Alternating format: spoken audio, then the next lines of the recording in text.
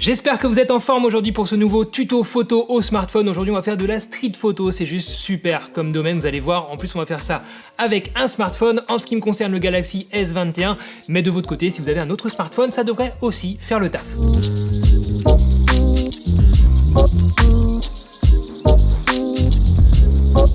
Alors je vous le dis tout de suite, la photo de rue, c'est pas juste sortir bêtement dans la rue, photographier tout et n'importe quoi. Non, il va falloir réussir à dénicher des interactions sociales entre les gens dans la rue ou entre certaines personnes et leur environnement, donc et la rue. C'est ça vraiment qui va être intéressant dans la photo de rue, c'est de capturer l'âme de la vie en société dans la rue. On va pas du tout s'occuper de la technique pour l'instant, on va déjà apprendre à observer. La technique, c'est le smartphone qui va s'en charger, le Galaxy S21 qui est très performant, qui est très récent, vous le savez, et qui a un mode optimiseur de scène qui va comprendre de lui-même quelle scène j'ai en face de moi, quelle scène je suis en train de photographier et qui va donc adapter ses paramètres de prise de vue en fonction.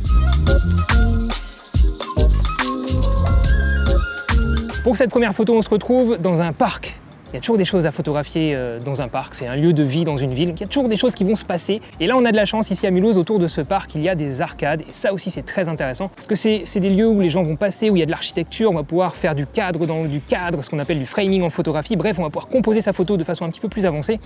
Et derrière moi, justement, sous l'arcade, il y a quelqu'un qui mange, qui prend un café, qui lit son journal, juste en dessous de l'enseigne du restaurant qui s'appelle Au Bureau. Donc je trouve que la scène est un petit peu cocasse, drôle, je trouve que ça marche bien, donc je vais essayer de faire cette photo, et on va voir ce que ça donne.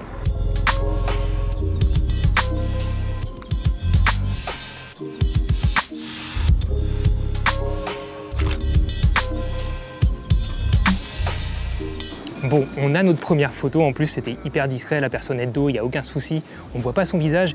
Et le truc est plutôt cool avec le haut bureau, le mec qui lit son journal, ça a bien marché comme on l'avait imaginé, donc je suis plutôt content. Comme vous avez pu le voir avec cette première photo, rien de bien compliqué, la personne était assise, elle était là, elle m'attendait en fait, tout simplement, j'ai pu prendre ma photo tranquillement, mais attention, ça peut être un piège, puisque là la personne avait son journal, lisait son journal au moment où je l'ai repéré, donc c'était parfait, mais si j'avais traîné en fait, quelques minutes après, la personne a reposé son journal, et j'aurais pas eu la photo que je voulais. Donc c'est quand même une question de timing, il faut quand même être réactif, rapide et être capable de tout de suite se projeter dans le cadrage final qu'on a envie d'avoir sur sa photo pour pas avoir à faire 36 000 tests, parce que si vous commencez à beaucoup vous déplacer, vous allez potentiellement vous faire repérer et totalement casser la magie de la photo de rue, de la spontanéité qu'on attend dans la photo de rue, et en plus vous risquez de manquer le moment intéressant si vous êtes trop lent. Donc dans l'ordre, première chose, observez ce qui se passe autour de vous, les interactions des gens entre eux, les interactions des gens avec leur environnement. Ensuite, essayez d'anticiper ce qui va se passer et d'anticiper aussi le cadrage que vous avez envie d'avoir sur la photo finale. Et ensuite, vous allez photographier de façon plus ou moins discrète. On verra ça un petit peu plus tard. Deuxième spot très photogénique dans une ville, une galerie commerçante. Là, elle est très calme, mais on peut toujours composer des choses très intéressantes dans ce genre de lieu. Donc si vous en avez une près de chez vous, profitez-en. Donc on n'a plus qu'à attendre, être patient et voir si quelqu'un d'intéressant passe dans cette galerie. Je vais me mettre dans ce sens, au ras du sol, je vais essayer de bien créer une composition symétrique. Ça tranchera un petit peu avec la première photo qu'on a faite tout à l'heure. Bref, il n'y a plus qu'à attendre.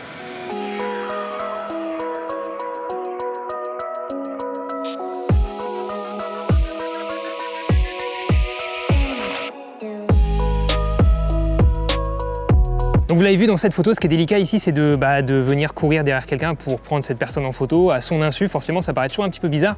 Heureusement, ici, quand on débute en photo de rue, vous l'avez vu, on prend à chaque fois les gens de dos, donc c'est pas un gros problème, c'est pas très intrusif. Et si vous n'êtes pas à l'aise avec ça, vous pouvez toujours interpeller la personne avant de prendre votre photo, une fois que vous avez repéré le cadrage que vous voulez faire, la composition que vous voulez faire, expliquer à cette personne votre démarche, mettre en scène du coup l'action qui allait de toute façon se passer de façon naturelle, ou alors vous pouvez aussi interpeller la personne après avoir pris la photo, dans tous les cas, qu'elle vous ait repéré ou pas, pour lui expliquer la démarche, lui montrer la photo et potentiellement lui envoyer. Peut-être que vous ferez aussi une belle rencontre. Petit point tout de suite rapide sur la législation par rapport au droit à l'image. Forcément, c'est une question qui va revenir beaucoup dans les commentaires, j'en suis sûr, et c'est tout à fait normal. Il y a pas mal de flou autour de la législation. Il y a beaucoup de choses qui se règlent à l'amiable, qui vont aussi se régler par jurisprudence. Donc il n'y a pas forcément de vérité, sachez-le. Par contre, il y a des règles de base que vous pouvez appliquer déjà tout simplement par respect pour les personnes que vous allez photographier. Première chose, si vous photographiez photographiez un groupe d'individus, qu'aucune personne ne ressort vraiment de votre photo de face, dans ce cas-là, rien ne vous oblige vraiment à demander les autorisations. Si maintenant vous commencez à individualiser des personnes, notamment de dos comme je l'ai fait dans ces premiers exemples,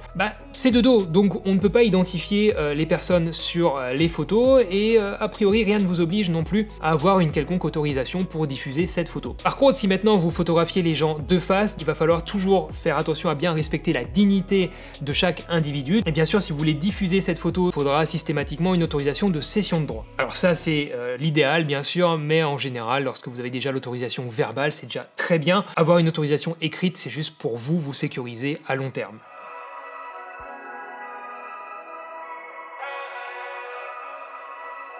On va donc passer au niveau 2 et cette fois-ci ça va être un petit peu plus compliqué puisque je vais vous demander de vous rapprocher des gens, d'aller vraiment à la rencontre des gens.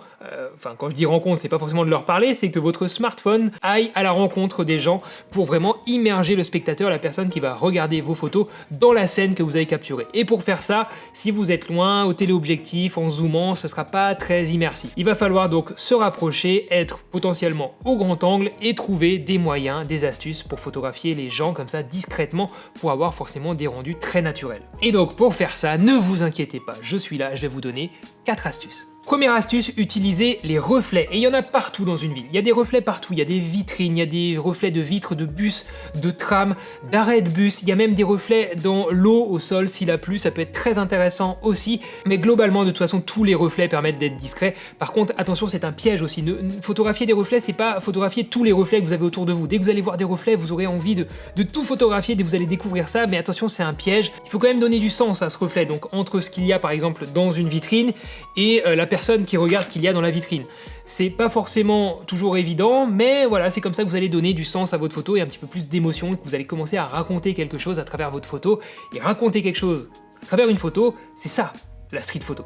Deuxième astuce, et celle-là je l'adore, faire mine de photographier autre chose, tout simplement. Ouais, c'est un petit peu mesquin comme technique, mais ça fonctionne très bien. Vous allez vous positionner, vous allez repérer peut-être un cadre, un bâtiment, un tram qui passe, enfin... Voilà, un contexte, un cadre qui vous intéresse bien en termes de photos, comme ça déjà de paysages, de rue, et vous allez ensuite attendre que quelqu'un passe. Donc vous vous positionnez, vous êtes toujours en mode automatique, vous faites confiance à votre smartphone, tout va bien, vous vous positionnez, vous avez trouvé votre cadre, vous attendez que quelqu'un passe, et au moment où la personne passe, vous prenez votre photo, et ensuite vous restez focalisé sur l'environnement de base, l'arrière-plan, par exemple le bâtiment derrière, une fois que vous avez pris votre photo. Comme ça, si la personne vous repère, vous regarde, vous ne la regardez pas et vous serez très discret, elle ne se doutera pas du tout que vous l'avez prise en photo. Par contre, n'oubliez pas ce qu'on s'est dit tout à l'heure, si la personne est de face, qu'on peut la reconnaître, qu'elle est de 3/4 face, etc., dans ce cas-là, allez à sa rencontre et dites-lui que peut-être par erreur, si vous n'assumez pas, que par erreur vous avez pris une photo d'elle,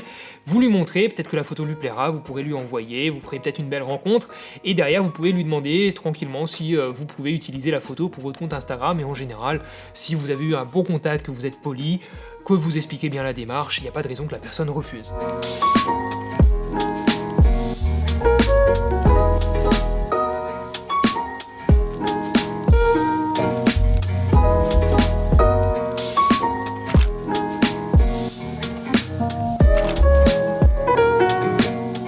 Troisième astuce, elle peut paraître très basique, très simple, et j'aurais peut-être dû en parler avant, c'est tout simplement d'être rapide et d'être tout le temps prêt à photographier. Lorsque vous baladez dans la rue pour faire de la photo de rue, gardez votre smartphone dehors, faites attention bien sûr à pas vous le faire voler, ce serait bête, et potentiellement laissez l'application photo ouverte avec la focale que vous voulez, les paramètres que vous voulez. Dans mon cas, je me suis souvent baladé comme ça avec l'application donc ouverte, et puis le mode automatique du S21 qui va me permettre d'être très réactif, très rapide.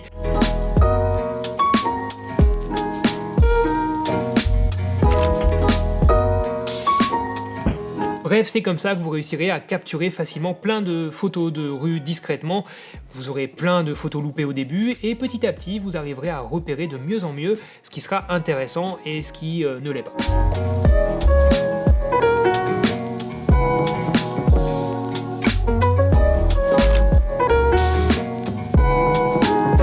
Quatrième technique, alors là on triche un petit peu mais ça reste quand même de la photo de rue, c'est de photographier des natures mortes. Donc juste des objets qui ont été positionnés par des humains. Donc on a quand même cette notion d'interaction entre l'humain et la rue, hein, parce que forcément, c'est des gens qui ont positionné ces objets-là. Quand je dis nature morte, c'est pas photographier tout et n'importe quoi, c'est vraiment essayer de trouver des objets, des mises en scène qui sont peut-être sympas, qui sont esthétiquement intéressantes, mais qui n'ont pas forcément été volontairement mises en scène, en fait, tout simplement. C'est peut-être juste un enchaînement d'interactions de différentes personnes qui ont créé, en fait, à un moment T, une scène, une nature morte intéressante. Ça peut être pas mal à photographier, notamment lorsqu'on débute et qu'on n'est pas à l'aise avec la photo volée forcément d'individus dans la rue. Donc vous en faites pas.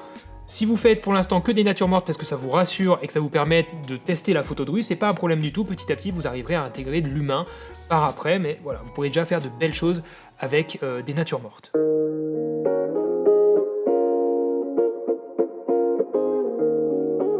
Et on arrive enfin au 3e niveau, on va complexifier encore la chose, cette fois-ci on va vraiment s'attarder sur le mouvement, on va essayer de bien repérer les choses qui se passent, les choses qui bougent autour de nous et de travailler le rendu de ces mouvements sur nos photos. Donc en gros, il va falloir passer en mode manuel sur votre smartphone, comme je peux le faire ici sur le Galaxy S21, et il va falloir gérer sa vitesse d'obturation, soit pour figer des mouvements, soit pour avoir du flou de mouvement volontaire dans ces photos. Et là, les amis, on va pouvoir donner toute une autre dimension artistique à nos photos de rue. Comme pour les autres exercices, on va se balader, on va observer, on va regarder ce qui se passe. On est sur une place ici très active à Colmar. Il y a pas mal de monde, il y a des gens qui font du skate, il y a des enfants sur des vélos, il y a des gens en vélo, il y a des poussettes, il y a des gens qui se baladent. Bref, il y a plein de choses. Et derrière moi, il y a aussi une fontaine. Donc ça va créer du mouvement. Donc là, j'ai le choix. On est en fin de journée, il n'y a plus beaucoup de lumière. Soit je travaille la vitesse rapide. Il n'y a pas beaucoup de lumière, je vais peut-être devoir augmenter mes ISO, mais c'est pas grave, ça donnera un style de photo qui peut être intéressant pour figer les mouvements, notamment avec les gens qui font du sport et d'autres choses comme ça, et l'eau qu'il y a donc derrière moi. Ou alors l'autre option, c'est justement de jouer sur les vitesses lentes grâce au fait qu'on soit en fin de journée. Je vais pouvoir baisser ma vitesse d'obturation et du coup travailler sur le flou de mouvement. On va essayer de faire aussi des choses comme ça. Ça peut être intéressant, je vais essayer de vous montrer les deux exemples. De toute façon, il va falloir passer le smartphone en mode manuel, gérer sa vitesse d'obturation, potentiellement laisser les ISO en automatique, mais le mieux forcément, c'est de les gérer aussi de façon manuelle.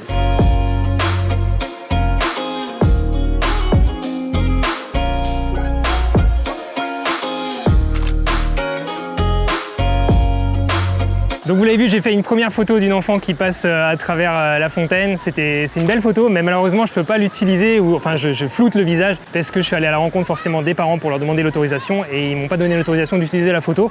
Donc je vous la montre juste floutée, mais c'est le genre de résultat qu'on peut obtenir ici dans les jets d'eau avec une vitesse rapide. Maintenant on va s'attarder un petit peu sur la vitesse lente puisque ça sera beaucoup plus approprié. On a presque plus de lumière, donc forcément vitesse lente, ce sera très adapté.